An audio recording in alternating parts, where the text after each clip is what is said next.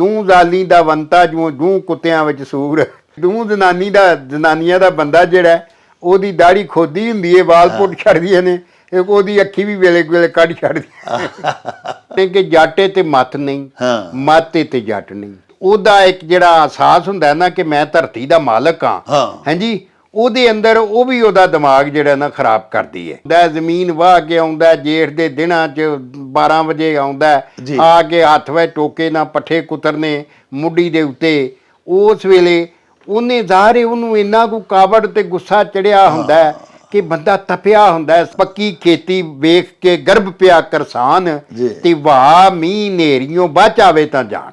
ਜੇਠ ਦੇ ਵਿੱਚ ਮਤਲਬ ਅਗਰ ਮੀਂਹ ਪੈ ਜੇ ਤੇ ਫਿਰ 100 ਦਿਨ ਮੀਂਹ ਨਹੀਂ ਸੀ ਪੈਂਦਾ। ਜੇਠ ਮੀਂਹ ਤੇ ਸਿਆਲ ਨੂੰ ਵਾਹ ਮੰਦੀ, ਕਤਕ ਮਾਹ ਵਿੱਚ ਮਨਾ ਹਨੇਰੀਆਂ ਨੀ, ਰੋਣਾ ਵਿਆਹ ਵਿੱਚ ਗਾਵਣਾ ਵਿੱਚ ਸਿਆਪੇ, 70 ਮਜਲਸਾਂ ਕਰਨ ਮਦੇਰੀਆਂ। ਫੱਗਣ ਆਖੇ ਚੇਤਰ ਨੂੰ ਸੁਣ ਮੇਰੇ ਭਾਈ, ਮੈਂ ਲੰਘਾਈ ਝੂਣ ਝਾਣ ਤੂੰ ਬੰਨੇ ਲਾਈ।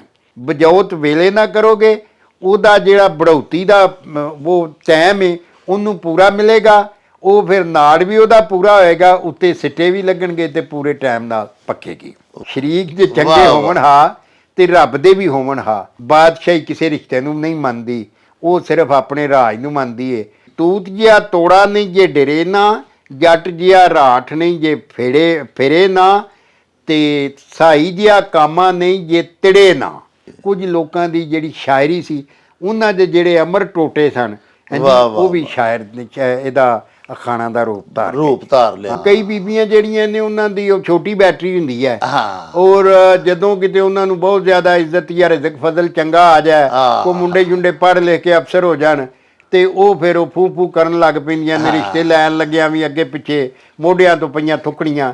ਪਿਆਰਿਓ, ਧੀ ਭੈਣ ਦਾ ਕਦਮ ਬਰੂਆਂ 'ਚੋਂ ਅੰਦਰ ਰਵੇ ਤੇ ਹਯਾਦਾਰ, ਸੁਗੜ, ਸਿੱਖਿਆਕਾਰ, ਮਾਪਿਆਂ ਦੀ ਲਾਡੋ ਤੇ ਨੇਕ ਧੀ, ਤੇ ਜੇ ਬਰੂਆਂ ਤੋਂ ਉਹੋ ਹੀ ਪੈਰ ਬਾਹਰ ਕੱਢ ਲਵੇ ਤੇ ਫਿਰ ਉਹੋ ਹੀ ਜਿਹੜਾ ਅਖਾਣ ਅਸਾਂ ਹੁਣੇ ਪਾਇਆ ਪਈ, ਘਰ ਬੈਠੀ ਲੱਖ ਦੀ ਤੇ ਬਾਹਰ ਨਿਕਲੀ ਕੱਖ ਦੀ।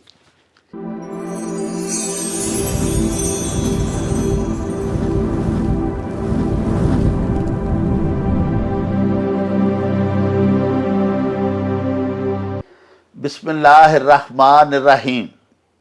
ਸ਼ੁਰੂ ਖੁਦਾ ਦੇ ਨਾਮੋਂ, ਜਿਸ ਦਾ ਜੋੜ ਜਵਾਬ ਨਾ ਕੋਈ, ਜਿਸ ਦੀ ਰਹਿਮਤ ਬਖਸ਼ਿਸ਼ ਵਾਲਾ, ਅੰਤ ਹਿਸਾਬ ਨਾ ਕੋਈ।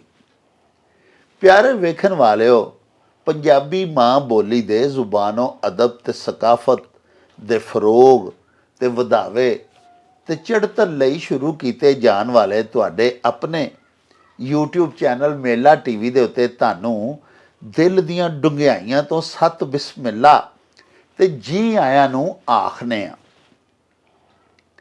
ਪਿਆਰਿਓ, ਅਸਾਂ ਆਪਣਾ ਪਿਛਲਾ ਵਲੌਗ ਤੁਹਾਡੇ ਹੁਕਮ ਦੇ ਮੁਤਾਬਿਕ ਪੰਜਾਬੀ ਅਖਾਣਾ ਬਾਬਤ ਕੀਤਾ। ਬਾਬਾ ਜੀ ਇਹਸਾਨ ਬਾਜਵਾ, ਜਿਹੜੇ ਕਿ ਸਾਡੇ ਪੰਜਾਬੀ ਮਾਂ ਬੋਲੀ ਦੇ ਬਹੁਤ ਵੱਡੇ ਸੇਵਕ ਨੇ, ਉਹਨਾਂ ਨੇ ਚੂੰਕਿ ਪੰਜਾਬੀ ਅਖਾਣਾ ਦੇ ਉੱਤੇ ਬਹੁਤ ਜ਼ਿਆਦਾ ਕੰਮ ਕੀਤਾ ਹੋਇਆ ਹੈ।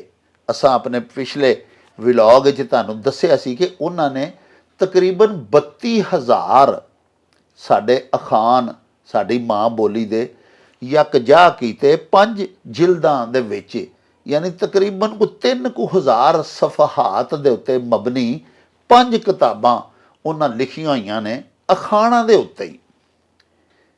ਕੁਝ ਸਾਡੇ ਮਿੱਤਰਾਂ, ਸਾਡੇ ਵਿਊਅਰਸ ਨੇ ਸਾਨੂੰ ਅਖਾਣ ਭਿਜਵਾਏ ਸਨ ਕਿ ਇਹਨਾਂ ਤੋਂ ਕੀ ਮੁਰਾਦ ਹੈ, ਇਹਨਾਂ ਦੇ ਤਰਾਜੁਮ ਕੀ ਨੇ। ਉਹ ਵੀ ਅਸਾਂ ਬਾਬਾ ਜੀ ਨੂੰ ਜਾ ਕੇ ਦੱਸੇ ਤੇ ਉਹਨਾਂ ਕੋਲੋਂ ਤੁਹਾਨੂੰ ਤਰਜਮੇ ਕਰਵਾ ਕੇ ਉਹ ਵੀ ਤੁਹਾਡੇ ਤਾਈਂ ਪਹੁੰਚਾਏ, ਤੁਹਾਨੂੰ ਜਾਣਕਾਰੀ ਦਿੱਤੀ ਉਸ ਬਾਰੇ। ਅੱਜ ਫਿਰ ਤੁਹਾਨੂੰ ਨਾਲ ਲੈ ਕੇ ਬਾਬਾ ਜੀ ਦੀ ਸੇਵਾ 'ਚ ਹਾਜ਼ਰ ਹੋਏ ਆ। ਮੌਜੂ ਸਾਡਾ ਅੱਜ ਵੀ ਸਾਡੇ ਦੇਸ਼ ਪੰਜਾਬ ਦੇ ਸਾਡੀ ਮਾਂ ਬੋਲੀ ਦੇ ਅਖਾਣ ਨੇ, ਤੇ ਆਓ ਬਾਬਾ ਜੀ ਨੂੰ ਕੁਝ ਸਵਾਲਾਤ ਮਜ਼ੀਦ ਕਰੀਏ ਅਖਾਣਾ ਬਾਰੇ। अस्सलाम वालेकुम जनाब। वालेकुम सलाम, सत बिस्मिल्लाह जी आया ना जी। बड़ी मेहरबानी मेरे हजूर। अच्छा बाबा जी, गुजारिश है वे ਕਿ ਅਸਾਂ ਪਿਛਲਾ ਜਿਹੜਾ ਵਲੌਗ ਤੁਹਾਡੇ ਨਾਲ ਕੀਤਾ ਉਹ ਸਾਡੇ ਵਿਊਅਰਸ ਨੇ ਵੇਖਿਆ, ਸਾਡੇ ਮਿੱਤਰਾਂ ਨੇ ਬੜਾ ਸਲਾਹਿਆ, ਵਰਲਡ ਵਾਈਡ ਸਾਰੇ ਦੋਸਤਾਂ ਨੇ ਬੜੀ ਤਾਰੀਫ ਕੀਤੀ, ਤੁਹਾਡੇ ਨੌਲੇਜ ਦਾ ਬੜਾ ਇਤਰਾਫ ਕੀਤਾ। ਗੁਜ਼ਾਰਿਸ਼ ਇਹ ਵੇ ਕਿ ਇਹ ਜਿਹੜੇ ਤੁਸੀਂ ਅਖਾਣ ਇਕੱਠੇ ਕੀਤੇ, ਇਹਨਾਂ ਦੇ ਵਿੱਚ ਤੁਸੀਂ ਤੁਹਾਡੀਆਂ ਕਿਤਾਬਾਂ ਜਿਹੜੀਆਂ ਨੇ, ਮੈਂ ਉਦੋਂ ਤੁਹਾਡੀ ਖਿਦਮਤ 'ਚ ਹਾਜ਼ਰ ਹੋਇਆ ਤੇ ਤੁਸੀਂ ਮੈਨੂੰ ਵੀ ਦਿੱਤੀਆਂ ਸਨ, ਉਹਨਾਂ 'ਚ ਮੈਂ ਜਾ ਕੇ ਵੇਖਿਆ ਕਿ ਤੁਸੀਂ ਮੁਖਤਲਿਫ ਸਰਨਾਵਿਆਂ ਦੇ ਹੇਠ ਬਹੁਤ ਜ਼ਿਆਦਾ ਅਖਾਣ ਇਕੱਠੇ ਕੀਤੇ ਨੇ। ਮਸਲਨ ਜੱਟਾਂ ਬਾਰੇ ਜਿੰਨੇ ਕੁ ਵੀ ਅਖਾਣ ਤੁਸੀਂ ਮੈਕਸੀਮਮ ਇਕੱਠੇ ਕਰ ਸਕਦੇ ਸੋ, ਤੁਹਾਨੂੰ ਲੱਭੇ, ਉਹ ਤੁਸੀਂ ਇੱਕ ਸਰਨਾਵੇਂ ਹੇਠ ਜਮ੍ਹਾਂ ਕਰ ਦਿੱਤੇ ਨੇ। ਇਸੇ ਤਰ੍ਹਾਂ ਅੱਗੇ ਫਿਰ ਵਾਈਵਾਨ ਜਿਹੜੇ ਸਾਡੇ ਕਾਸ਼ਤਕਾਰ ਭਰਾ ਨੇ, ਖੇਤੀਬਾੜੀ ਦੇ ਮੁਤਲਕ ਜਿੰਨੇ ਵੀ ਸਾਡੇ ਅਖਾਣ ਨੇ ਸਾਡੇ ਦੇਸ਼ ਪੰਜਾਬ ਦੇ, ਉਹ ਤੁਸੀਂ ਉਹ ਇੱਕ ਥਾਂ ਇਕੱਠੇ ਕਰ ਛੱਡੇ। ਅਗਲਾ ਕੋਈ ਸਰਨਾਵਾ ਮਸਲਨ ਕੋ ਰਾਜਿਆਂ ਮਹਾਰਾਜਿਆਂ ਦੇ ਬਾਰੇ ਵੇ, ਉਹਨਾਂ ਦੇ ਆਦਾਤ ਉਤਵਾਰ, ਉਹ ਤੁਸੀਂ ਵੱਖਰੇ ਅਖਾਣ, ਇਹ ਜਿਹੜੇ ਤੁਸੀਂ ਕੀਤੇ, ਇਹਨਾਂ ਦਾ ਥੋੜਾ ਜਿਹਾ ਸਾਡੇ ਮਿੱਤਰਾਂ ਨੂੰ ਕੋਈ ਥੋੜਾ ਸੁਣਾਓ ਤੇ ਕੁਝ ਵੰਨਗੀਆਂ ਦੇ ਕੇ ਨਾ ਜੀ। ਮਸਲਨ ਜੱਟਾਂ ਦੀਆਂ ਤੁਸੀਂ ਕੌਮਾਂ ਦੇ ਉੱਤੇ ਬੜਾ ਆਪਣੇ ਜਿਹੜਾ ਤੁਹਾਡਾ ਟੀਵੀ ਚੈਨਲ ਹੈ ਬਾਬਾ ਬਾਜਵਾ, ਉਹਦੇ ਤੇ ਤੁਸੀਂ ਬੜਾ ਕੀਤਾ, ਬੜੀ ਖੋਜ ਕਰੀ ਹੈ ਤੁਹਾਡੀ, ਕਰ ਵੀ ਰਹੇ ਹੋ ਤੁਸੀਂ ਹੁਣ ਵੀ। ਤੇ ਇਹ ਦੱਸੋ ਕਿ ਜੱਟਾਂ ਬਾਰੇ ਜਿਹੜੇ ਅਖਾਣ ਨੇ ਕੋਈ ਉਹ ਅੱਜ ਸਾਨੂੰ ਸੁਣਾਓ ਥੋੜੇ ਜਿਹੇ। ਹਾਂਜੀ, ਜੱਟਾਂ ਬਾਰੇ, ਹੋਰ ਵੀ ਜ਼ਾਤੀਆਂ ਬਾਰੇ, ਫਿਰ ਰਾਜਿਆਂ ਮਹਾਰਾਜਿਆਂ ਬਾਰੇ ਜੀ। ਅਸਲ ਇਹ ਵੇ ਕਿ ਅਖਾਣ ਜਿਸ ਤਰ੍ਹਾਂ ਦੱਸਿਆ ਕਿ ਸੁਰਤ ਸਿਆਣਪ ਦਾ, ਹਾਂਜੀ, ਉਹ ਖਜ਼ਾਨਾ ਨੇ ਕਿ ਜਿਹੜੇ ਜਦੋਂ ਵੀ ਗੱਲ ਉਸ ਬਾਰੇ ਗੱਲ ਹੁੰਦੀ ਹੈ ਤਾਂ ਉਹਦੇ ਤੇ ਮੋਹਰ ਲਾ ਦਿੰਦੇ ਨੇ। ਵਾਹ ਵਾਹ। ਹਾਂਜੀ, ਮਤਲਬ ਇੱਕ ਅਖਾਣ ਹੈ ਕਿ ਜੱਟ ਤੇ ਮੱਤ ਨਹੀਂ, ਮੱਤ ਤੇ ਜੱਟ ਨਹੀਂ। ਵਾਹ। ਇਹਦੇ ਪਿੱਛੇ ਇੱਕ ਬਹੁਤ ਬੜਾ ਕਿ ਜੱਟ ਜਿਹੜਾ ਬਹੁਤ ਮੁਸ਼ਕਲ ਜ਼ਿੰਦਗੀ ਗੁਜ਼ਾਰਦਾ ਹੈ, ਹਾਂਜੀ, ਔਰ ਉਹ ਬੰਦਾ ਜਿਹੜਾ ਤਪਿਆ ਹੁੰਦਾ, ਜ਼ਮੀਨ ਵਾਹ ਕੇ ਆਉਂਦਾ, ਜੇਠ ਦੇ ਦਿਨਾਂ 'ਚ 12 ਵਜੇ ਆਉਂਦਾ, ਆ ਕੇ ਹੱਥ ਵਿੱਚ ਟੋਕੇ ਨਾਲ ਪੱਠੇ ਕੁਤਰਨੇ ਮੁੱਢੀ ਦੇ ਉੱਤੇ, ਉਸ ਵੇਲੇ ਉਹਨੇ ਜ਼ਾਹਰ ਉਹਨੂੰ ਇੰਨਾ ਕੁ ਕਾਬੜ ਤੇ ਗੁੱਸਾ ਚੜਿਆ ਹੁੰਦਾ ਕਿ ਬੰਦਾ ਤਪਿਆ ਹੁੰਦਾ, ਸਰੀਰ ਜਿਹੜਾ ਉਹ ਮਤਲਬ ਤੁਸੀਂ ਵੇਖਿਆ ਕਿ ਜੱਟ ਸਾਡੇ ਅਕਸਰ ਜਿਹੜੇ ਨੇ ਸਾਂਵਲੇ ਰੰਗ ਦੇ ਤੁਹਾਨੂੰ ਮਿਲਣਗੇ। ਹਾਂਜੀ, ਉਹਦੀ ਵਜ੍ਹਾ ਹੈ ਕਿ ਨਸਲ ਦਰ ਨਸਲ ਸਾਡੀ ਨਸਲ ਨੇ ਧੁੱਪਾਂ ਸੇਕੀਆਂ ਨੇ, ਤੇ ਇਹ ਸਾਰਾ ਮਤਲਬ ਇਹ ਵੇ ਪਈ ਜਿਹੜਾ ਸੇਕਾ ਹੈ ਆਪਣੇ ਸਰੀਰ ਤੇ ਬਰਦਾਸ਼ਤ ਕੀਤਾ ਹੈ। ਤੇ ਇਹ ਮਤਲਬ ਉਹ ਜਿਹੜਾ ਅਖਾਣ ਹੈ ਕਿ ਜਾਟੇ ਤੇ ਮੱਤ ਨਹੀਂ ਤੇ ਮਾਤੇ ਤੇ ਜੱਟ ਨਹੀਂ, ਕਿ ਮਤਲਬ ਇਹ ਹੈ ਕਿ ਉਹ ਬਹੁਤ ਜ਼ਿਆਦਾ ਕਾਲਾ ਪੈ ਜਾਂਦਾ, ਉਸ ਵਜ੍ਹਾ ਨਾਲ ਜਿਹੜੀ ਉਹਦੀ ਸਾਈਕੀ ਹੋ ਜਾਂਦੀ ਹੈ ਉਹਦੇ ਹਾਲਾਤ ਦੀ ਵਜ੍ਹਾ ਨਾਲ। ਤੇ ਦੂਜਾ ਇਹ ਵੇ ਕਿ ਉਹਦਾ ਇੱਕ ਜਿਹੜਾ ਅਹਿਸਾਸ ਹੁੰਦਾ ਨਾ ਕਿ ਮੈਂ ਧਰਤੀ ਦਾ ਮਾਲਕ ਹਾਂ, ਹਾਂਜੀ, ਉਹਦੇ ਅੰਦਰ ਉਹ ਵੀ ਉਹਦਾ ਦਿਮਾਗ ਜਿਹੜਾ ਨਾ ਖਰਾਬ ਕਰਦੀ ਹੈ, ਹਾਂਜੀ। ਤੇ ਇਸ ਵਾਸਤੇ ਉਹ ਹੂੜ ਮੱਤ ਨਾਲ ਜ਼ਿਆਦਾ ਕੰਮ ਕਰਦਾ ਹੈ। ਲੇਕਿਨ ਜੱਟ ਦੇ ਬਾਰੇ ਹੀ ਇੱਕ ਅਖਾਣ ਹੈ ਦੂਜਾ ਕਿ ਜੱਟ ਗੰਨਾ ਨਹੀਂ ਦਿੰਦਾ, ਰੋੜੀ ਦੇ ਛੱਡਦਾ, ਹਾਂਜੀ, ਕਿ ਦਿਲ ਕਰੇ ਤੇ ਕੋਈ ਗੰਨਾ ਭੰਨਣ ਲੱਗੇ ਤੇ ਉਹਦੇ ਗਲ ਪੈ ਜੇ, ਤੇ ਦਿਲ ਕਰੇ ਤੇ ਪੂਰੀ ਰੋੜੀ ਜਿਹੜੀ ਹੈ ਨਾ ਗੁੜ ਦੀ ਆ ਕੇ ਲੈ ਯਾਰ, ਖੁਸ਼ ਹੋ ਕੇ ਲੈ ਜਾ ਯਾਰ, ਖਾ ਪੀ।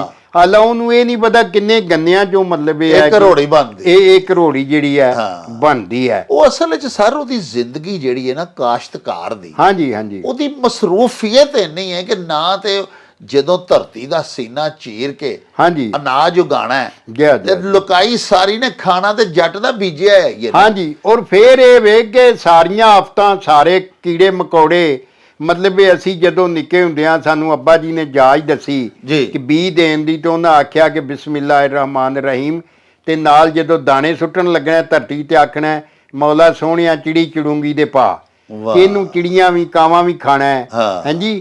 ਕਈ ਦਾਣੇ ਵੀ ਉੱਗਣ ਤੋਂ ਪਹਿਲਾਂ ਹੀ ਖਾ ਜਾਣੇ ਨੇ ਉਹਨਾਂ, ਕਈ ਉੱਗੇ ਪੁੱਟ ਕੇ ਖਾ ਜਾਣੇ ਨੇ, ਜਿਹੜੇ ਉਹਨਾਂ ਸਾਰਿਆਂ ਤੋਂ ਬਚਣੇ ਨੇ ਉਹਨਾਂ ਨੇ ਮਤਲਬ ਜਿਹੜੇ ਅੱਗੋਂ ਮਤਲਬ ਮੀਂਹ ਹਨੇਰੀਆਂ ਝੱਖੜ, ਜਿਸ ਤਰ੍ਹਾਂ ਅਖਾਣ ਹੈ ਪੱਕੀ ਖੇਤੀ ਵੇਖ ਕੇ ਗਰਭ ਪਿਆ ਕਰਸਾਨ, ਤੇ ਵਾਹ ਮੀਂਹ ਹਨੇਰੀਓਂ ਬਚ ਆਵੇ ਤਾਂ ਜਾਣ, ਵਾਹ, ਕਿਉਂਕਿ ਉਹਦੀ ਜਿਹੜੀ ਵਾਈ ਜੋਤੀ ਹੈ ਉਹ ਸਾਰੀ ਖੁੱਲੇ ਸਮਾਨ ਤੱਲੇ ਰੱਬ ਨਾਲ ਜੋ ਭੰਜਾਲੀ, ਰੱਬ ਨਾਲ ਭੰਜਾਲੀ ਏ। ਤੇ ਉਹ ਮਤਲਬ ਜਦੋਂ ਪੱਕੀ ਖੇਤੀ ਹੁੰਦੀ ਏ ਸੋਹਣੀ ਲੱਗਦੀ ਏ, ਤੇ ਕਿਸਾਨ ਜਿਹੜਾ ਉਹ ਤਕਬਰਿਆ ਜਾਂਦਾ, ਘਮੰਡਿਆ ਜਾਂਦਾ ਕਿ ਖੁਸ਼ ਹੁੰਦਾ ਹੈ ਕਿ ਮੇਰੇ ਇੰਨੇ ਦਾਣੇ ਹੋਣਗੇ। ਲੇਕਿਨ ਉਹਦੇ 'ਚ ਮੱਤ ਦਿੱਤੀ ਗਈ ਹੈ ਕਿ ਇਹਦਾ ਕੋਈ ਪਤਾ ਨਹੀਂ ਕਿ ਕੋਈ ਗੜਾ ਪੈ ਜੇ, ਕੋਈ ਚੰਦਰਾ ਪੈ ਜੇ, ਕੋਈ ਮੀਂਹ ਪੈ ਜੇ, ਹਨੇਰੀ ਚੱਲ ਜੇ, ਤੇ ਮਤਲਬ ਇਹ ਕਿ ਤੇਰੀ ਫਸਲ ਖਰਾਬ ਆਵੇ ਹੋ ਜਾਵੇ। ਇਸ ਵਾਸਤੇ ਜਦੋਂ ਤੇਰੇ ਪੜੋਲੇ 'ਚ ਆ ਕੇ ਪੈ ਜਾਏਗੀ ਜਿਣਸ, ਉਦੋਂ ਸਮਝੀ ਕਿ ਤੇਰੀ ਹੈ, ਉਦੋਂ ਮਾਣ ਉਦੋਂ ਕਰੀ। ਪਹਿਲਾਂ ਤੇਰੀ ਕੋਈ ਸ਼ੈ ਨਹੀਂ। ਉਦੋਂ ਪਹਿਲੇ ਮੁਖਤਲਿਫ ਅਮਕਾਨਾਤ ਨੇ ਹਾਂਜੀ, ਹਾਂਜੀ। ਜਿਨ੍ਹਾਂ ਨੂੰ ਰੱਦ ਨਹੀਂ ਕੀਤਾ ਜਾ ਸਕਦਾ। ਜਾ ਮਤਲਬ ਉਹ ਵਾਕਈ- ਜਿਹੜੀਆਂ ਆਫਤਾਂ ਨੇ, ਹਾਂ। ਹਾਂਜੀ, ਇਹਦੇ ਨਾਲ ਹੀ ਮਤਲਬ ਇਹ ਕਿ ਬਹੁਤ ਜ਼ਿਆਦਾ ਖਾਨ ਨੇ ਮੌਸਮ ਦੇ ਬਾਰੇ 'ਚ, ਰੁੱਤਾਂ ਦੇ ਬਾਰੇ 'ਚ ਜੀ। ਵੇਖੋ ਨਾ, ਜੇਠ ਗਿਣਿਆ ਤੇ 100 ਦਿਨ ਗਿਣਿਆ। ਹਾਂ ਹਾਂਜੀ, ਕਿ ਜੇਠ ਦੇ ਵਿੱਚ ਮਤਲਬ ਅਗਰ ਮੀਂਹ ਪੈ ਜੇ ਤੇ ਫਿਰ 100 ਦਿਨ ਮੀਂਹ ਨਹੀਂ ਸੀ ਪੈਂਦਾ। ਪੁਰਾਣੇ ਜ਼ਮਾਨਿਆਂ ਦੇ ਵਿੱਚ ਵਾਹ, ਵਾਹ, ਵਾਹ। ਮਤਲਬ ਇਹ ਅਖਾਣ ਸੀ ਕਿ ਜੇਠ 'ਚ ਮੀਂਹ ਨਹੀਂ ਪੈਣਾ ਚਾਹੀਦਾ। ਵਾਰਿਸ ਸ਼ਾਹ ਨੇ ਵੀ ਲਿਖਿਆ ਹੈ ਹਾਂ। ਕਿ ਜੇਠ ਮੀਂਹ ਤੇ ਸਿਆਲ ਨੂੰ ਵਾਹ ਮੰਦੀ, ਕਤਕ ਮਾਹ ਵਿੱਚ ਮਨਾ ਹਨੇਰੀਆਂ ਨਹੀਂ, ਹਾਂ। ਰੋਣਾ ਵਿਆਹ ਵਿੱਚ ਗਾਵਣਾ ਵਿੱਚ ਸਿਆਪੇ, ਸਤਰ ਮਜਲਸਾਂ ਕਰਨ ਮਦੇਰੀਆਂ। ਮੰਦੇਰੀਆਂ। ਤੋ ਗੱਲ ਇਹ ਹੈ ਕਿ ਇਸ ਤਰ੍ਹਾਂ ਹੀ ਹੋਰ ਬੜੇ ਮਤਲਬ ਇਹ ਮੌਸਮ ਦੇ ਬਾਰੇ 'ਚ ਫੱਗਣ ਆਖੇ ਚੇਤਰ ਨੂੰ, ਸੁਣ ਮੇਰੇ ਭਾਈ ਹਾਂ। ਮੈਂ ਲੰਘਾਈ ਝੂਣ ਝਾਣ ਤੂੰ ਬੰਨੇ ਲਾਈ। ਵਾਹ। ਕਿ ਮਤਲਬ ਇਹ ਕਿ ਫੱਗਣ 'ਚ ਜਾ ਕੇ ਲੋਕਾਂ ਦੇ ਦਾਣੇ ਮੁੱਕ ਜਾਂਦੇ ਸਨ, ਹਾਂ। ਫਸਲਾਂ ਥੋੜੀਆਂ ਹੁੰਦੀਆਂ ਸਨ। ਉਦੋਂ ਮਤਲਬ ਇਹ ਹੈ ਕਿ ਖਾਦਾਂ ਐਡੇ ਝਾੜ ਹੀ ਹੈ ਨਹੀਂ ਨਹੀਂ ਸਨ ਸਨ, ਖਾਦ ਟਰੈਕਟਰ ਕੋਲ ਨਹੀਂ ਸਨ, ਹਾਂ। ਵਾਈ ਹਲਾਂ ਦੀ ਹੁੰਦੀ ਸੀ, ਵਾਈ ਜੋਤੀ, ਤੇ ਫਿਰ ਬਰਾਨੀਆਂ ਹੀ ਹੁੰਦੀਆਂ ਸਨ। ਨਹਿਰਾਂ ਤੇ ਆ ਕੇ ਅੰਗਰੇਜ਼ਾਂ ਦੇ ਦੌਰ 'ਚ ਪਈਆਂ ਨੇ। ਹਾਂ। ਔਰ ਉਹ ਫਿਰ ਇਹ ਸੀ ਰੱਬ ਨਾਲ ਹੀ ਭੰਜਾਲੀ ਹੋਣੀ, ਰੱਬ ਜੱਟ ਦੀ। ਹਾਂ। ਇਹ ਵੀ ਅਖਾਣ ਹੈ ਕਿ ਜੱਟ ਦੀ ਰੱਬ ਨਾਲ ਭੰਜਾਲੀ ਹੁੰਦੀ ਹੈ। ਹਾਂ। ਹਾਂਜੀ, ਤੋ ਉਹ ਮਤਲਬ ਇਹ ਕਿ ਫੱਗਣ ਆਖੇ ਚੇਤਰ ਨੂੰ ਕਿ ਸੁਣ ਮੇਰੇ ਭਾਈ, ਕਿ ਉਹ ਫੱਗਣ ਤੱਕ ਲੋਕਾਂ ਦੇ ਦਾਣੇ ਮੁੱਕ ਜਾਂਦੇ ਸਨ। ਹਾਂ। ਤੇ ਫਿਰ ਫੱਗਣ ਮਹੀਨੇ ਨੇ ਚੇਤਰ ਨੂੰ ਆਖਿਆ ਵੀ ਭਰਾਵਾ ਮੇਰੀ ਗੱਲ ਸੁਣ ਲੈ, ਮੈਂ ਤੇ ਵੇਲਾ ਔਖਾ ਸੌਖਾ ਕਰਕੇ ਲੰਘ ਛੜਿਆ, ਤੂੰ ਹੁਣ ਬੰਨੇ ਲਾ ਦੇਈ, ਸਾਲ ਮੈਂ ਟਪਾ ਛੱਡਿਆ। ਟਪਾ ਛੜਿਆ ਤੇ ਆ ਇੱਕ ਥੋੜਾ ਚਿਰ ਰਹਿ ਦੋ ਗਿਆ ਚਾਰ ਦਿਨ ਤੇ ਜਿਹੜੇ ਅੱਗੇ ਵਿਸਾਖ 'ਚ ਫਸਲਾਂ ਪੱਕ ਪੈਣੀਆਂ ਨੇ। ਹਾਂ। ਹਾਂਜੀ, ਵਿਸਾਖ 'ਚ ਜਿਹੜੀ ਇਹ ਕਣਕ ਆ ਜਾਣੀ ਹੈ ਹਾਂ। ਤੇ ਫਿਰ ਜਿਹੜਾ ਨਾ ਜੱਟਾਂ ਨੇ ਮਤਲਬ ਇਹ ਕਿ ਆਪਣਾ ਉਹ ਫਿਰ ਖੁਸ਼ਹਾਲ ਮਾਸ਼ਾਅੱਲਾ ਰੱਜ ਖਾਣ ਲੱਗ ਹਾਂਜੀ, ਪੈਣਗੇ। ਹਾਂਜੀ, ਹਾਂਜੀ। ਉਹਨੇ ਦਿਨ ਜਿਹੜੇ ਕੋ ਥੋੜੇ ਬਹੁਤੇ ਵਾਧੇ ਘਾਟੇ ਦੇ ਦਿਨ ਨੇ, ਹੱਥ ਪੁਆਈ ਜ਼ਰਾ। ਹਾਂਜੀ, ਹਾਂਜੀ। ਤੋ ਇਹ ਜਿਹੜੀਆਂ ਚੀਜ਼ਾਂ ਨੇ ਨਾ, ਵੇਖੋ ਨਾ, ਮਤਲਬ ਇਸ ਤਰ੍ਹਾਂ ਦੇ ਜ਼ਮੀਨ ਦੇ ਬਾਰੇ 'ਚ ਅਖਾਣ, ਫਿਰ ਬਜੌਤ ਦੇ ਬਾਰੇ 'ਚ ਅਖਾਣ, ਹਾਂਜੀ, ਪੋ ਮਤਲਬ ਯਾਨੀ ਪੋਹ ਤੇ ਹੱਥੀ ਖੋ, ਕਿ ਪੋਹ 'ਚ ਅਗਰ ਕਣਕ ਬੀਜੋਗੇ ਤੇ ਉਹਦਾ ਜਿਹੜਾ ਗੈਸਟੇਟਨ ਪੀਰੀਅਡ ਹੈ ਵਿਸਾਖ ਤੱਕ, ਉਹ ਪੂਰਾ ਨਹੀਂ ਹੋਣਾ ਤੇ ਉਹ ਫਿਰ ਐਡੀ ਐਡੀ ਰਹਿ ਜਾਏਗੀ। ਹਾਂਜੀ, ਤੇ ਉਹ ਬਾਚੜੀ ਹੋਏਗੀ। ਹਾਂ। ਉਹਨੂੰ ਫਿਰ ਮਤਲਬ ਉਹਦੇ 'ਚ ਤੁਸੀਂ ਕੀ ਤੋਕੋ ਕਰ ਸਕਦੇ ਹੋ ਕਿ ਫਸਲ ਜ਼ਿਆਦਾ ਹੋਏਗੀ। ਹਾਂ। ਹਾਂਜੀ, ਤੋ ਇਸ ਵਾਸਤੇ ਕਿ ਬਜੌਤ ਵੀ ਵੇਲੇ ਨਾਲ ਕਰੋ। ਵਾਹ। ਹਾਂਜੀ, ਬਜੌਤ ਵੇਲੇ ਨਾ ਕਰੋਗੇ, ਉਹਦਾ ਜਿਹੜਾ ਬੜੌਤੀ ਦਾ ਉਹ ਟਾਈਮ ਹੈ ਉਹਨੂੰ ਪੂਰਾ ਮਿਲੇਗਾ, ਉਹ ਫਿਰ ਨਾੜ ਵੀ ਉਹਦਾ ਪੂਰਾ ਹੋਏਗਾ, ਉੱਤੇ ਸਿੱਟੇ ਵੀ ਲੱਗਣਗੇ ਤੇ ਪੂਰੇ ਟਾਈਮ ਨਾਲ ਪੱਕੇ। ਜੀ। ਮਤਲਬ ਸ਼ਰੀਕਾਂ ਬਾਰੇ ਬੜੇ ਅਖਾਣ ਨੇ ਜੀ। ਸਾਡੇ ਪੰਜਾਬ ਦੇ ਵਿੱਚ।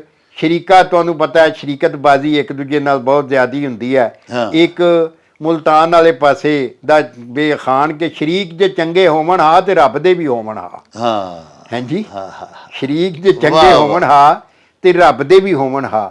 ਇਸ ਤਰ੍ਹਾਂ ਹੀ ਇੱਕ ਹੋਰ ਅਖਾਣ ਹੈ ਕਿ ਸ਼ਰੀਕ ਸਿਹਰੇ ਬੰਨ੍ਹ ਕੇ ਢੁੱਕਦੇ ਨਹੀਂ, ਬਾਕੀ ਸਾਰਾ ਕੁਝ ਕਰਦੇ ਨੇ। ਹਾਂ। ਯਾਨੀ ਉਹ ਇੰਨਾ ਵੈਰ ਕਮਾਉਂਦੇ ਨੇ ਆਪਣੇ ਸ਼ਰੀਕ ਨਾਲ ਕਿ ਸਿਹਰੇ ਬੰਨ੍ਹ ਕੇ ਨਹੀਂ ਢੁੱਕ ਸਕਦੇ। ਕੋਈ ਉਹ ਤੇ ਜ਼ਾਹਰ ਅਗਲਾ ਇਜਾਜ਼ਤ ਦੇਗਾ ਤੇ ਦੇਗਾ, ਲੇਕਿਨ ਮਤਲਬ ਇਹ ਹੈ ਕਿ ਉਹਨੂੰ ਪੂਰਾ ਮਤਲਬ ਉਹਨੂੰ ਥੱਲੇ ਲਾਉਣ ਦੀ ਕੋਸ਼ਿਸ਼ ਕਰਦੇ ਨੇ। ਲੇਕਿਨ ਇਹ ਸੀ ਕਿ ਇਹ ਜਿਹੜਾ ਸਾਡੀ ਜ਼ਿੰਦਗੀ ਦੀ ਪੂਰਾ ਜਿਹੜੇ ਅੰਗ ਦੇ ਬਾਰੇ 'ਚ ਆਕਾਸ਼ ਸਮਝੀ। ਹਾਂਜੀ। ਸਾਡੀ ਜ਼ਿੰਦਗੀ ਦੀ ਇੱਕ ਪੋਰਟਰੇਟ ਖਿੱਚ ਕੇ ਸਾਹਮਣੇ ਜਾ ਹੋਰ ਇਸ ਤਰ੍ਹਾਂ ਦੇ ਹਜ਼ਾਰਾਂ ਅਖਾਣ ਵਾਈ ਜੋਤੀ ਨਾਲ ਵੀ ਜੁੜੇ ਹੋਏ। ਫਿਰ ਰਾਜਿਆਂ ਮਹਾਰਾਜਿਆਂ ਨਾਲ, ਰਾਜ ਪਿਆਰੇ ਰਾਜਿਆਂ ਵੀਰ ਦੁਪਰਿਆਰੇ। ਹਾਂਜੀ, ਕਿ ਰਾਜਿਆਂ ਨੂੰ ਰਾਜ ਪਿਆਰਾ ਹੁੰਦਾ ਹੈ, ਵੀਰ ਜਿਹੜੇ ਨੇ ਨਾ ਦੁਪਰਿਆਰੇ ਦਾ ਮਤਲਬ ਇਹ ਜਿਨ੍ਹਾਂ ਨਾਲ ਕੋਈ ਤਲਕ ਨਾ ਹੋਵੇ। ਹਾਂਜੀ, ਤੇ ਮਤਲਬ ਇਹ ਕਿ ਬਾਦਸ਼ਾਹ ਜਿਹੜਾ ਹੈ, ਬਾਦਸ਼ਾਹੀ ਕਿਸੇ ਰਿਸ਼ਤੇ ਨੂੰ ਨਹੀਂ ਮੰਨਦੀ, ਉਹ ਸਿਰਫ ਆਪਣੇ ਰਾਜ ਨੂੰ ਮੰਨਦੀ ਹੈ। ਔਰ ਮਤਲਬ ਇਸ ਵਾਸਤੇ ਕਿ ਇਹ ਜਿਹੜੀਆਂ ਚੀਜ਼ਾਂ ਨੇ, ਇਹਨਾਂ 'ਚ ਅਕਲ ਤੇ ਸਿਆਣਪ ਜਿਹੜਾ ਸਦੀਆਂ ਬੱਧੀ ਸਾਡੇ ਤੀਕਰ ਅਪੜ ਗਈ ਹੈ ਔਰ ਇਹ ਅਪੜਦੀ ਰਹਿੰਦੀ ਹੈ। ਤੇ ਇਹਦੇ ਅੰਦਰ ਫਿਰ ਸ਼ਹਿਰਾਂ ਬਾਰੇ ਵੀ ਹਾਂਜੀ ਅਖਾਣ। ਹਾਂਜੀ।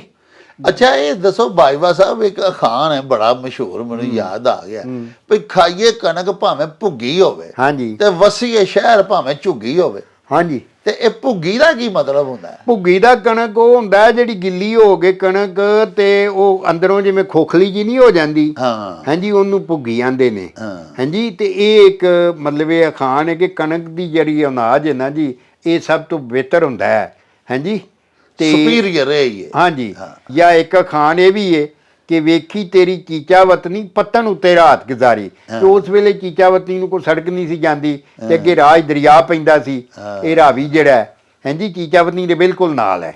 ਹਾਂਜੀ ਤੇ ਵਿਆੜੀ ਸ਼ਹਿਰ ਦੇ ਬਾਰੇ ਚ ਅਖਾਣ ਹੈ ਕਿ ਗਏ ਵਿਹਾੜੀ ਗਈ ਦਿਹਾੜੀ। ਅੱਛਾ ਯਾਨੀ ਉਸ ਵੇਲੇ ਕੋਈ ਰਾਹ ਨਹੀਂ ਸੀ ਹੁੰਦਾ ਹਾਂਜੀ ਜਾਣ ਲਈ ਕੋਈ ਸਿੱਧਾ। ਤੇ ਮਤਲਬ ਹੈ ਕਿ ਵਿਹਾੜੀ ਜਾਓਗੇ ਤੇ ਉੱਥੇ ਤੁਹਾਡਾ ਸਾਰਾ ਦਿਨ ਹੀ ਲੱਗ ਜਾਣਾ, ਮਤਲਬ ਤੁਸੀਂ ਹੋਰ ਕੋਈ ਕੰਮ ਨਹੀਂ ਕਰ ਸਕਦੇ। ਤੋ ਅਖਾਣ ਜਿਹੜੇ ਨੇ ਇਹ ਪੂਰੀ ਜ਼ਿੰਦਗੀ ਦੇ ਇੱਕ ਇੱਕ ਸ਼ੋਬੇ ਦੇ ਅੰਦਰ ਤੁਹਾਡੀ ਜ਼ਾਤੀ ਜ਼ਿੰਦਗੀ ਤੋਂ ਲੈ ਕੇ ਹਾਂਜੀ ਤੇ ਇੱਕ ਇੱਕ ਜ਼ਿੰਦਗੀ ਦੇ ਮੁਤਲਕ ਤੁਹਾਨੂੰ ਪੂਰਾ ਸਾਡਾ ਵਸੇਬ ਸਾਡਾ ਜਿਹੜਾ ਰਹਿਤਲ ਹੈ ਹਾਂਜੀ ਹਾਂਜੀ ਉਹਦੇ ਆਕਾਸ਼ ਹੁੰਦੇ ਨੇ ਸਾਡੇ। ਜਿਵੇਂ ਅੱਗੇ ਤੁਸੀਂ ਫਰਮਾਇਆ ਸੀ ਪਿਛਲੇ ਵਲੌਗ ਦੇ ਵਿੱਚ ਕਿ ਸਦੀਆਂ ਦੇ ਜਿਹੜੇ ਸਾਡੇ ਤਜਰਬਾਤ ਨੇ ਹਾਂਜੀ ਹਾਂਜੀ ਉਹਨਾਂ ਦਾ ਸਿੱਟਾ ਜਦੋਂ ਇੱਕੋ ਹੀ ਨਿਕਲਦਾ ਹਾਂਜੀ ਹਾਂਜੀ ਹਾਂਜੀ ਔਰ ਉਹ ਸਾਬਤ ਹੋ ਜਾਂਦਾ ਕਿ ਬਈ ਜਦੋਂ ਵੀ ਇੰਜ ਕਰੋਗੇ ਤੇ ਇਹ ਹੀ ਨਤੀਜਾ ਨਿਕਲਣਾ। ਬਿਲਕੁਲ ਬਿਲਕੁਲ ਸਹੀ। ਉਹ ਜਿਹੜਾ ਨਤੀਜਾ ਹੈ ਉਹ ਸਾਡਾ ਅਖਾਣ ਬਣ ਜਾਂਦਾ। ਹਾਂਜੀ ਬਿਲਕੁਲ ਸਹੀ ਬਾਤ ਹੈ। ਵੇਖੋ ਨਾ ਜਿਵੇਂ ਆਂਦੇ ਨੇ ਤੂਤ ਜਿਹਾ ਤੋੜਾ ਨਹੀਂ ਜੇ ਡਰੇ ਨਾ। ਹਾਂ ਯਾਨੀ ਤੂਤ ਜਿਹੀ ਤੂਤ ਦੀ ਲੱਕੜ ਵਰਗੀ ਲੱਕੜ ਨਹੀਂ ਅਗਰ ਡਿੰਗੀ ਨਾ ਹੋ ਜਾਏ ਇਹਦਾ ਕੁੱਬ ਨਾ ਨਿਕਲ ਜੇ। ਜੱਟ ਜਿਹਾ ਰਾਠ ਨਹੀਂ ਜੇ ਥਿੜੇ ਨਾ। ਅਗਰ ਜੱਟ ਜਿਹੜਾ ਇਹ ਬੜਾ ਰਾਠ ਹੈ ਪਰ ਕੀਤੀ ਗੱਲ ਤੋਂ ਅਗਰ ਫਿਰ ਜਾਏ ਤੇ ਫਿਰ ਉਹਦੀ ਕੋਈ ਵਟਕ ਨਹੀਂ। ਤੇ ਉਹ ਰਾਠ ਤਾਂ ਹੈ ਵੀ ਜੇ ਆਪਣੀ ਗੱਲ ਤੇ ਕਾਇਮ ਖਲੋਤਾ ਰਵੇ ਪਹਿਰਾ ਦੇਵੇ ਆਪਣੀ ਗੱਲ ਤੇ। ਹਾਂਜੀ ਤੂਤ ਜਿਹਾ ਤੋੜਾ ਨਹੀਂ ਜੇ ਡਰੇ ਨਾ ਜੱਟ ਜਿਹਾ ਰਾਠ ਨਹੀਂ ਜੇ ਫਿਰੇ ਨਾ ਤੇ ਸਾਈ ਜਿਹਾ ਕਾਮਾ ਨਹੀਂ ਜੇ ਤਿੜੇ ਨਾ। ਯਾਨੀ ਉਹਦੇ ਚ ਤੇੜ ਬੜੀ ਹੁੰਦੀ ਹੈ, ਆਕੜ ਬੜੀ ਹੁੰਦੀ ਹੈ। ਇਹ ਵੀ ਇੱਕ ਜ਼ਰਬੁਲ ਬਿਸਲ ਵਾਂਗੂ ਮਸ਼ਹੂਰ ਹੈ ਸਾਈਆ ਦੀ ਆਕੜ। ਹਾਂਜੀ ਹਾਂਜੀ ਹਾਂਜੀ ਤੋ ਇਹਦੇ ਵਿੱਚ ਉਹ ਸਾਰੀ ਮੱਤ ਜਿਹੜੀ ਹੈ ਨਾ ਦਿੱਤੀ ਗਈ ਹੈ। ਹਾਂਜੀ ਹੁਣ ਰਾਈਆਂ ਦੇ ਬਾਰੇ ਚ ਅਖਾਣ ਹੈ ਕਿ ਰਾਈ ਮਤਲਬ ਤਾਈ ਕੰਮ ਪਵੇ ਤੇ ਛਾਈ ਮਾਈ। ਹਾਂਜੀ ਕਿ ਇਹ ਲੋਕ ਮਤਲਬ ਸਿਰਫ ਆਪਣਾ ਮਤਲਬ ਕੱਢਦੇ ਨੇ। ਹਾਂਜੀ ਤੋ ਇਹ ਜ਼ਿੰਦਗੀ ਦੀਆਂ ਜਿਹੜੀਆਂ ਸਾਰੀਆਂ ਜਿੰਨੇ ਵੀ ਜ਼ਿੰਦਗੀ ਦੇ ਅੰਗ ਨੇ ਜਿੰਨੇ ਵੀ ਹਯਾਤੀ ਦੇ ਸਾਰੇ ਪੱਖ ਨੇ ਉਹਨਾਂ ਦੇ ਬਾਰੇ 'ਚ ਸਾਨੂੰ ਹਜ਼ਾਰਾਂ ਦੀ ਤਾਦਾਦ ਵਿੱਚ ਅਖਾਣ ਜਿਹੜੇ ਨੇ ਨਾ ਜੀ ਉਹ ਮਿਲਦੇ ਨੇ। ਔਰ ਅਸੀਂ ਮਤਲਬ ਇਹ ਵੇਖ ਕੇ ਮੈਂ ਹੈਰਾਨੀ ਹੁੰਦੀ ਹੈ ਵੇਖ ਕੇ ਹਾਂਜੀ ਕਿ ਬੰਦਾ ਮਤਲਬ ਇਸ ਤਰ੍ਹਾਂ ਉਹਨਾਂ ਲੋਕਾਂ ਦੀ ਸਦੀਆਂ ਪਹਿਲਾਂ ਜਿਨ੍ਹਾਂ ਨੇ ਇਹ ਸਿਆਣਪ ਜਿਹੜੀ ਹੈ ਇਹ ਸਿਆਣਪ ਇਕੱਠੀ ਕੀਤੀ ਔਰ ਉਹਨੂੰ ਫਿਰ ਮਤਲਬ ਇਹ ਕਿ ਆਪਣਾ ਲੋਕਾਂ ਤੱਕ ਪੜਾਇਆ। ਔਰ ਇਹਦੇ ਚੋਂ ਹਜ਼ਾਰਾਂ ਦੀ ਤਾਦਾਦ 'ਚ ਲੱਖਾਂ ਦੀ ਤਾਦਾਦ 'ਚ ਗੁਆਚ ਵੀ ਗਏ ਵੇਲੇ ਦੇ ਨਾਲ ਨਾਲ। ਹਾਂਜੀ ਤੇ ਆਪਣਾ ਮਤਲਬ ਇਹ ਵੇ ਪਈ ਵੇਲੇ ਦੇ ਨਾਲ ਨਾਲ ਕੁਝ ਚੀਜ਼ਾਂ ਗੁਆਚ ਵੀ ਜਾਂਦੀਆਂ ਨੇ, ਕੁਝ ਨਵੀਆਂ ਵੀ ਆਉਂਦੀਆਂ ਰਹਿੰਦੀਆਂ ਨੇ। ਕੁਝ ਲੋਕਾਂ ਦੀ ਜਿਹੜੀ ਸ਼ਾਇਰੀ ਸੀ ਉਹਨਾਂ ਦੇ ਜਿਹੜੇ ਅਮਰ ਟੋਟੇ ਸਨ ਉਹ ਵੀ ਸ਼ਾਇਰ ਇਹਦਾ ਅਖਾਣਾ ਦਾ ਰੂਪ ਧਾਰ ਲਿਆ। ਪੀਰ ਵਾਰਿਸ ਸ਼ਾਹ ਦੇ ਤੇ ਸਰ ਮਕਤੇ ਇੰਨੇ ਹਾਂਜੀ ਵਾਰਿਸ ਸ਼ਾਹ ਦੇ ਜਿਹੜੇ ਨੇ ਹਾਂਜੀ ਵਾਰਿਸ ਸ਼ਾਹ ਲੁਕਾਈਏ ਖਲਕ ਕੋਲੋਂ ਭਾਵੇਂ ਆਪਣਾ ਹੀ ਗੁੜ ਖਾਈਏ ਜੀ। ਹਾਂਜੀ ਦੇਖੋ ਨਾ ਇਹ ਵੀ ਅਖਾਣ ਦੇ ਦਰਜੇ ਤੇ ਆ ਗਿਆ। ਹਾਂਜੀ ਵਾਰਿਸ ਸ਼ਾਹ ਨਾ ਡੱਬੀਏ ਮੋਤੀਆਂ ਨੂੰ ਫੁੱਲ ਅੱਗ ਦੇ ਵਿੱਚ ਨਾ ਸਾੜੀਏ। ਹਾਂਜੀ ਇਹਦੇ ਚ ਉਹ ਜਿਹੜਾ ਪਹਿਲਾਂ ਤੁਸੀਂ ਬੋਲਿਆ ਵਾਰਿਸ ਸ਼ਾਹ ਦਾ ਲੁਕਾਈਏ ਖਲਕ ਕੋਲੋਂ ਭਾਵੇਂ ਆਪਣਾ ਹੀ ਗੁੜ ਖਾਈਏ ਜੀ। ਐਸਾ ਨਮੂਦੋ ਨਮਾਇਸ਼ ਨਾ ਕਰੋ ਕਿਉਂਕਿ ਲੋਕ ਸੜਨ ਜਲਨ ਔਰ ਹਾਸਦ ਦੇ ਹਸਦ ਕੋਲ। ਕੁਰਾਨ ਦੀ ਇੱਕ ਆਇਤ ਦਾ ਵੀ ਤਰਜਮਾ ਹੈ ਕਿ ਜਿਨਨੇ ਆਪਣੇ ਭੇਤ ਨੂੰ ਲੁਕਾ ਲਿਆ ਉਹ ਮੰਜ਼ਿਲ ਨੂੰ ਪੁੱਜ ਗਿਆ। ਹਾਂਜੀ ਵਾਰਿਸ ਸ਼ਾਹ ਹੀ ਸਾਰੇ ਘੋਰ ਥਾਂ ਫਰਮਾਉਂਦੇ ਨੇ ਕਿ ਵਾਰਿਸ ਸ਼ਾਹ ਨਾ ਭੇਤ ਸੰਦੂਕ ਖੁੱਲੇ ਭਾਵੇਂ ਜਿੰਦ ਦਾ ਜੰਦਰਾ ਟੁੱਟ ਜਾਏ। ਵਾਰਿਸ ਸ਼ਾਹ ਨਹੋਣੀਆਂ ਕਰਨ ਜਿਹੜੇ ਓੜਕ ਨੂੰ ਉਹ ਪੱਛੋ ਤਾਮ ਨਹੀਂ ਗਏ। ਹਾਸ਼ਮ ਸ਼ਾਹ ਫਰਮਾਉਂਦੇ ਨੇ ਹਾਸ਼ਮ ਬੈਠ ਗਈਆਂ ਲੱਖ ਡਾਰਾਂ ਜਗਤ ਮੁਸਾਫਰ ਖਾਨਾ।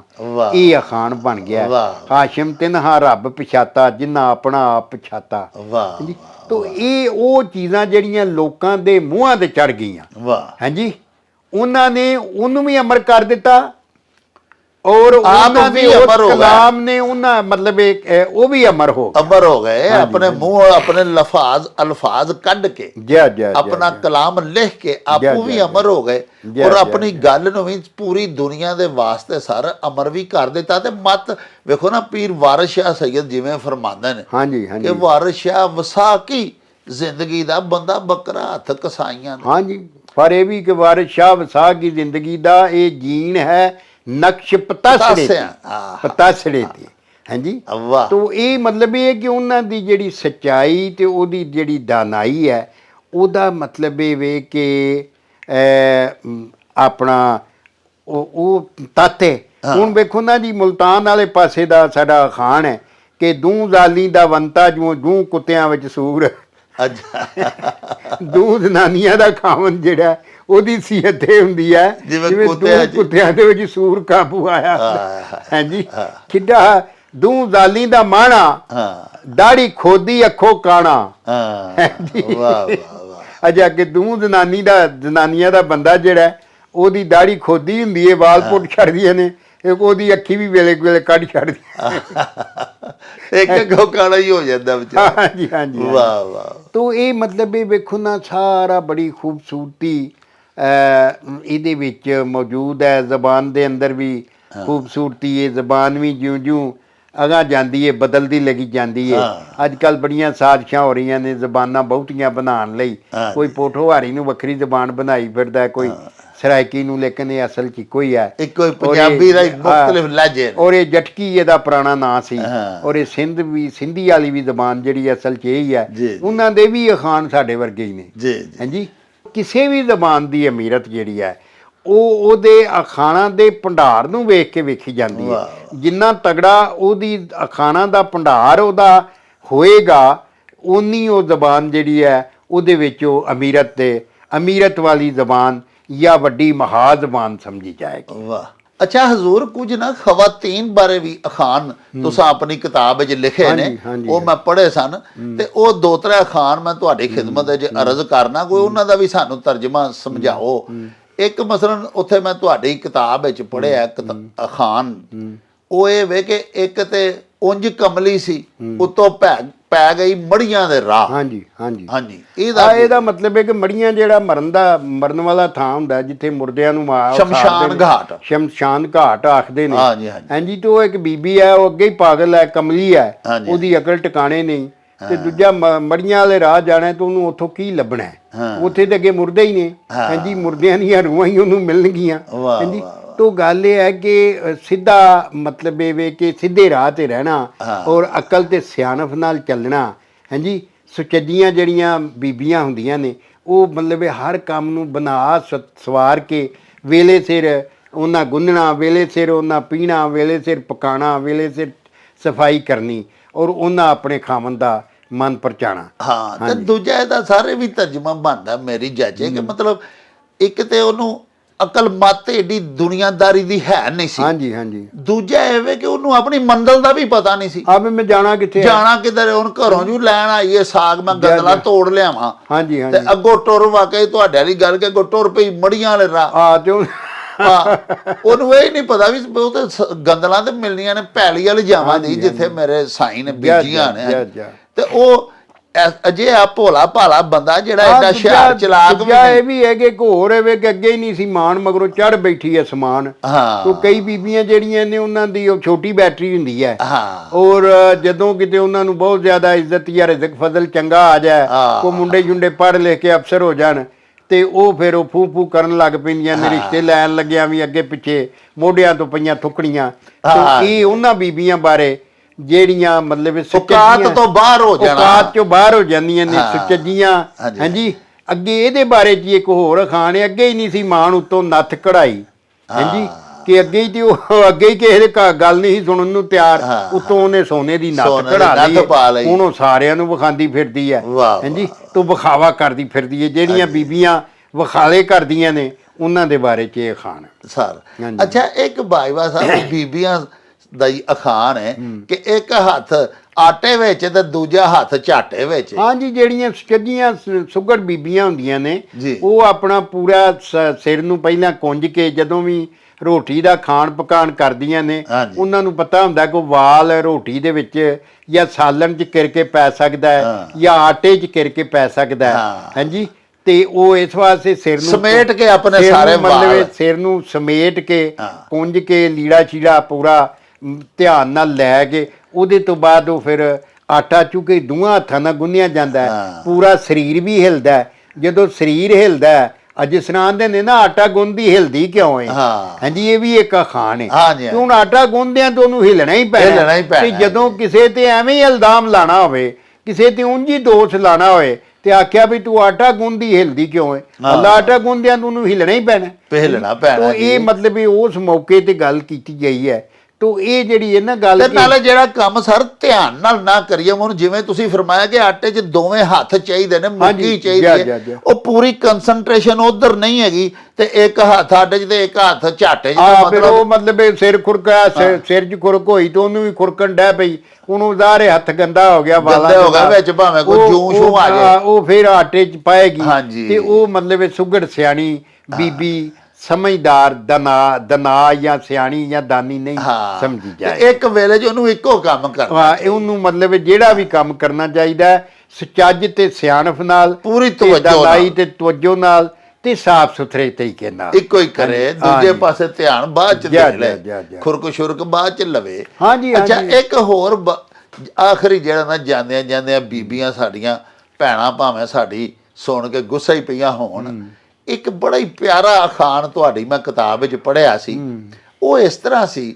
ਕਿ ਅੰਦਰ ਬੈਠੀ ਲੱਖ ਦੀ ਤੇ ਬਾਹਰ ਬੈਠੀ ਕੱਖ ਦੀ ਇਹਦਾ ਵੀ ਜ਼ਰਾ ਤਰਜਮਾ ਬੀਬੀ ਵੇਖੋ ਨਾ ਔਰਤ ਲਫ਼ਜ਼ ਹੈ ਅਰਬੀ ਦਾ ਔਰਤ ਦਾ ਮੈਨੇ ਪਰਦੇ 'ਚ ਰਹਿਣ ਵਾਲੀ ਵਾਹ ਵਾਹ ਤੇ ਬੀਬੀਆਂ ਜਿਹੜੀਆਂ ਨੇ ਨਾ ਬੀਬੀ ਦਾ ਮਕਾਮ ਉਹਦੇ ਘਰ 'ਚ ਹਾਂਜੀ ਮਤਲਬ ਇਹ ਕਿ ਇਹਦੇ ਨਾਲ ਹੀ ਅਖਾਣ ਜੁੜਿਆ ਹੋਇਆ ਕਿ ਚੌਂਕਿਓ ਨਿਕਲੀ ਚੂੜਿਆਂ ਜੋਗੀ ਕਿ ਬੀਬੀ ਦਾ ਮਕਾਮ ਉਹਦਾ ਚੌਂਕਾ ਹੈ ਉਹਦਾ ਘਰ ਹੈ ਅਗਰ ਉਹ ਆਪਣੀ ਮਰਜ਼ੀ ਨਾਲ ਟੱਪ ਕੇ ਤੇ ਬਾਹਰ ਟੁਰ ਗਈ ਹੈ ਮਾਪਿਆਂ ਦੀ ਜਿਹੜੀ ਇੱਜ਼ਤ ਹੈ ਉਹਨੂੰ ਛੱਜ ਛੱਜ 'ਚ ਪਾ ਕੇ ਤੇ ਉਡਾ ਗਈ ਹੈ ਹਾਂਜੀ ਤੇ ਉਹ ਫਿਰ ਬਿਸ਼ੱਕ ਚੂੜਿਆਂ ਦੇ ਨਾਲ ਜਾ ਕੇ ਵਿਆਹ ਕਰ ਲਏ ਮਾਪਿਆਂ ਦਾ ਉਹਦਾ ਕੋਈ ਤਲਕ ਨਹੀਂ ਤੋ ਇਸ ਵਾਸਤੇ ਉਹ ਚੌਂਕਾ ਛੱਡ ਕੇ ਉਹਨੇ ਬਾਜਵਾ ਸਾਹਿਬ ਸਿਰਫ ਮਾਪਿਆਂ ਦੀ ਇੱਜ਼ਤ ਨਹੀਂ ਰੋਲੀ ਉਹਨੇ ਆਪਣਾ ਆਪ ਵੀ ਰੋਲ ਲਿਆ ਆਪਣਾ ਆਪ ਵੀ ਜ਼ਾਇਆ ਕਰ ਦਿੱਤਾ ਹੈ ਆਪਣਾ ਆਪ ਵੀ ਜ਼ਾਇਆ ਕਰਤਾ ਮੈਂ ਇੱਥੇ ਬੈਠਾ ਸਾਂ ਥੋੜੇ ਸਾਲ ਹੋਏ ਨੇ ਤੇ ਇੱਕ ਬੀਬੀ ਨੇ ਕਿਤੇ ਗੱਲ ਕਿਸੇ ਕੀਤੀ ਯਾਰ ਉਹ ਇੱਕ ਕੁੜੀ ਕਿਸੇ ਦੀ ਨਿਕਲ ਕੇ ਕਿਤੇ ਚਲੀ ਗਈ ਤੇ ਉੱਥੇ ਇੱਕ ਮਾਈ ਬੈਠੀ ਸੀ ਵਡੇਰੀ ਜਿਹੀ ਤੇ ਉਹ ਉੱਚੀ ਉੱਚੀ ਰੋਣ ਡੈ ਪਈ ਤੇ ਆਂਦੀ ਏ ਕਦੀ ਉਹ ਲੇਖ ਸੜੀ ਮੇਰੇ ਕੋਲੋਂ ਪੁੱਛ ਲੈਂਦੀ ਕਿ ਇਹਦਾ ਸਿੱਟਾ ਕੀ ਨਿਕਲਦਾ ਹੁੰਦਾ ਹੈ ਮੈਂ ਵੀ ਇਹ ਗਲਤੀ ਕੀਤੀ ਸੀ ਤੇ ਮੈਂ ਸਾਰੀ ਉਮਰ ਮਾਪਿਆਂ ਦੇ ਮੈਨੂੰ ਉਹਨਾਂ ਆਖਿਆ ਦੇ ਕੱਖ ਨਹੀਂ ਬਹੁਤੀ ਵਾਰੀ ਤੇ ਮਾਰ ਛੱਡਦੇ ਨੇ ਆਖਿਆ ਦੇ ਕੱਖ ਨਹੀਂ ਲੇਕਿਨ ਉਹਨਾਂ ਮੈਨੂੰ ਆਖਿਆ ਸੀ ਤੂੰ ਸਾਡੇ ਲਈ ਮਰ ਗਈ ਅਸੀਂ ਤੇਰੇ ਲਈ ਮਰ ਗਿਆ ਤੇ ਮੈਂ ਉਹਨਾਂ ਦੇ ਬੂਹੇ ਨੂੰ ਪਿੰਡ ਦੀਆਂ ਕੰਧਾਂ ਨੂੰ ਤਰਸਦੀ ਮਰ ਗਈਆਂ ਉਹਨਾਂ ਮੈਨੂੰ ਸਾਰੀ ਉਮਰ ਵਿਹੜੇ ਨਹੀਂ ਲਾਇਆ ਤੋਰੋ ਮਾਈ ਐਡੇ ਐਡੇ ਅਥਰੂ ਘੇਰੇ ਤੇ ਗੱਲ ਆਖਣ ਲੱਗੀ ਮੈਂ ਸੜ ਕੇ ਮਰ ਚੱਲੀ ਆ ਮੈਂ ਆਪਣੇ ਪੇਕਿਆਂ ਦਾ ਜ਼ਾਹਰੇ ਪੇਕਿਆਂ ਦਾ ਬੜਾ ਮਾਣ ਹੁੰਦਾ ਧੀਆਂ ਨੂੰ ਹਾਂਜੀ ਤੇ ਬੜੀ ਛਾਂ ਹੁੰਦੀ ਹੈ ਤੇ ਜਿਹਦੇ ਪੇਕੇ ਕੋਨੇ ਨਾ ਹੋਣ ਹਾਂਜੀ ਉਹ ਫਿਰ ਮਤਲਬ ਉਹਨੂੰ ਅਗਲੇ ਵੀ ਗੱਲਾਂ ਕਰਦੇ ਹਾਂਜੀ ਬੜਾ ਸਰ ਪੇਕਿਆਂ ਦਾ ਵੀਰਾਂ ਦਾ ਬੜਾ ਇਸੇ ਵਾਸਤੇ ਇਹ ਜਿਹੜਾ ਅਖਾਣ ਸੀ ਕਿ ਅੰਦਰ ਬੈਠੀ ਲੱਖ ਦੀ ਬਾਹਰ ਬੈਠੀ ਕੱਖ ਦੀ ਕਿ ਬੀਬੀ ਜਿਹੜਾ ਉਹਦਾ ਮਕਾਮ ਘਰ ਹੈ ਆਪਣਾ ਉਹ ਆਪਣੇ ਥੋੜ ਤੇ ਬਵੇਗੀ ਉਹਦੀ ਇੱਜ਼ਤ ਹੈ ਅਗਰ ਉਹ ਬਾਹਰ ਐਵੇਂ ਅਵਾਰਾ ਪਾਉਂਦੀ ਫਿਰੇਗੀ ਲੋਕ ਉਹਨੂੰ ਗੱਲਾਂ ਵੀ ਕਰਨਗੇ ਹਾਂਜੀ ਹਰ ਕੋਈ ਪੁੱਛੇਗਾ ਇਹ ਕਿਹਦੀ ਬੀਵੀ ਹੈ ਕਿਹਦੀ ਭੈਣ ਹੈ ਕਿਹਦੀ ਧੀ ਹੈ ਹਾਂਜੀ ਔਰ ਉਹਨਾਂ ਘਰ ਵਾਲਿਆਂ ਵਾਸਤੇ ਵੀ ਨਮੋਸ਼ੀ ਬਣੇਗੀ ਇਸ ਵਾਸਤੇ ਉਹ ਬਾਹਰ ਜਾਏ ਵੀ ਤੇ ਉਹ ਪਰਦੇ ਨਾਲ ਉਹ ਸਮਝਦਾਰੀ ਨਾਲ ਸਲੂਕੇ ਮਤਲਬ ਇਹ ਅੱਜ ਦੇ ਦੌਰ 'ਚ ਜਾਣਾ ਵੀ ਪੈ ਸਕਦਾ ਬੱਚੀਆਂ ਪੜ੍ਹਦੀਆਂ ਵੀ ਨੇ ਨੌਕਰੀਆਂ ਵੀ ਕਰਦੀਆਂ ਨੇ ਲੇਕਿਨ ਉਹ ਜਿਹੜੇ ਸੱਚਾਈ ਨਾਲ ਜਾਏ ਕਿ ਉਹ ਕਿਸੇ ਨੂੰ ਮਤਲਬ ਆਪਣੇ ਮੀਆਂ ਦੀ ਆਪਣੇ ਮਾਪਿਆਂ ਦੀ ਪੱਗ ਨੂੰ ਦਾਗ ਵੀ ਨਾ ਲੱਗੇ ਤੇ ਕੰਮ ਅਮੂਰ ਜਿਹੜੇ ਨੇ ਕੰਮ ਵੀ ਜ਼ਿੰਦਗੀ ਦੇ ਜਿਹੜੇ ਨੇ ਕਰਨੇ ਨੇ ਉਹ ਕਰਦੀ ਰਵੇ ਹਾਂਜੀ ਤੋ ਕਿਉਂਕਿ ਮਤਲਬ ਇਹ ਹੈ ਕਿ ਇਹ ਇੱਕੋ ਹੀ ਕਦਮ ਦਾ ਫਾਸਲਾ ਹੁੰਦਾ ਹੈ ਹਾਂਜੀ ਔਰਤ ਦੇ ਹਿਆ 'ਚ ਤੇ ਬੇਹਿਆਈ 'ਚ ਔਰ ਉਹ ਜਿਹੜਾ ਉਸ ਕਦਮ ਨੂੰ ਬਚਾ ਕੇ ਰੱਖਦੀ ਹੈ ਬੀਬੀ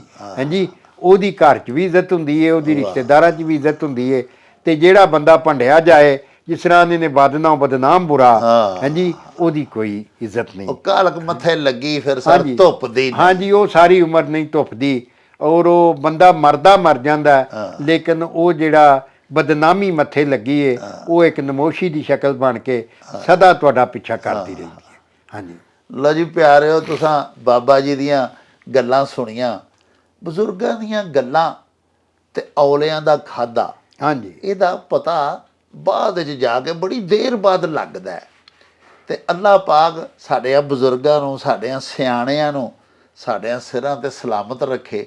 ਉਹਨਾਂ ਦੀਆਂ ਗੱਲਾਂ ਸਾਡੇ ਵਾਸਤੇ ਉਹ ਮਸ਼ਾਲਾਂ ਨੇ ਜਿਨ੍ਹਾਂ ਦੇ ਚੰਨ ਨੇ ਅਸੀਂ ਆਪਣੀ ਹਯਾਤੀ ਦਾ ਸਫ਼ਰ ਬਿਤਾਉਂਦੇ ਹਾਂ।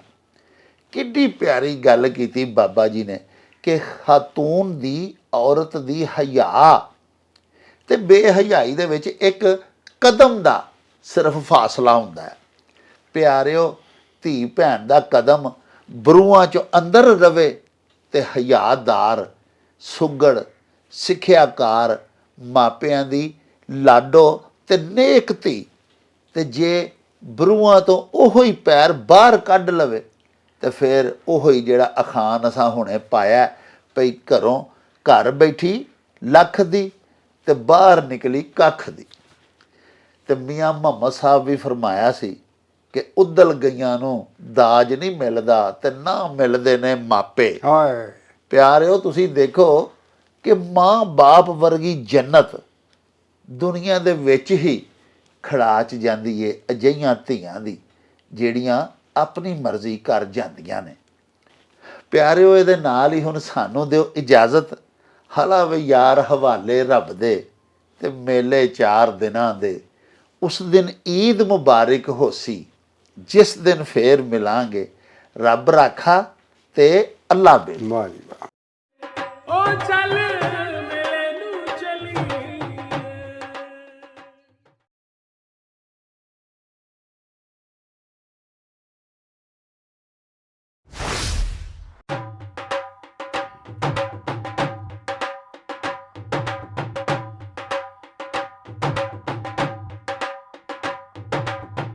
ਰੌਣਕ ਹੋ ਜਾਊ ਛੱਟ ਵੇ, ਚੱਲ ਮੇਲੇ ਨੂੰ ਚਲੀਏ। ਓ ਰੌਣਕ ਹੋ ਜਾਊ ਛੱਟ ਵੇ, ਚੱਲ ਮੇਲੇ ਨੂੰ ਚਲੀਏ।